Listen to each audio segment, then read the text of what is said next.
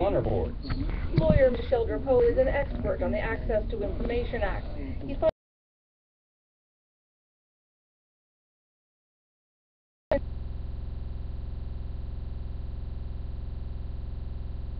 to 2011, when the bill to destroy the registry was just introduced.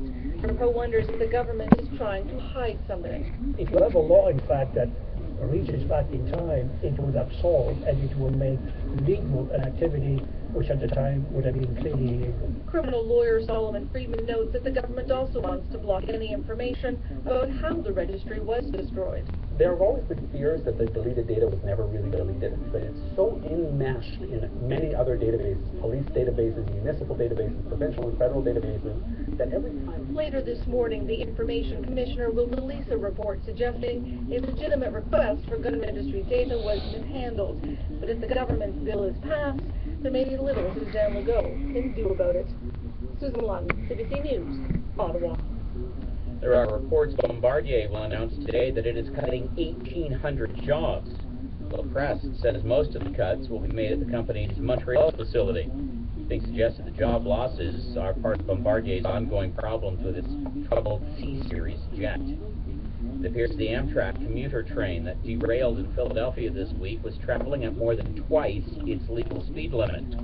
This comes from the train's black box data recorder that was pulled from the wreckage. At least 7 people were killed in the derailment, and as the CBC's Stephen D'Souza reports, one of the victims was from Canada. As investigators pick through the pieces of Amtrak Train 188, a picture is emerging about the lives lost in the wreckage. Among the victims, Canadian Abid Gilani, an executive for Wells Fargo. He was in Washington, D.C.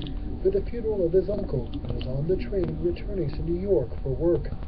Gilani studied at Laurentian and the University of Saskatchewan and had worked at Scotiabank early in his career before moving to the U.S. There is still a recovery effort at the scene, as there are still many passengers unaccounted for. Investigators say the train was traveling twice the speed limit for that section of track, and that the driver used the emergency brake, but it wasn't enough. The train's engineer has reportedly declined to speak to police, though officials from the National Transportation Safety Board hope to speak with him as part of their investigation. A team from the NTSB is expected to remain on scene for a week. Stephen D'Souza, CBC News, Philadelphia. The case of Omar Khadr goes before the Supreme Court of Canada today for a third time. This time, the Harper government is looking to have Khadr declared an adult offender for crimes he committed as a 15-year-old. Khadr, who has been serving a U.S. sentence in an Alberta prison, was freed on bail last week after almost 13 years in custody. Harry Shearer, one of the most versatile cast members on The Simpsons, has announced he's leaving the show.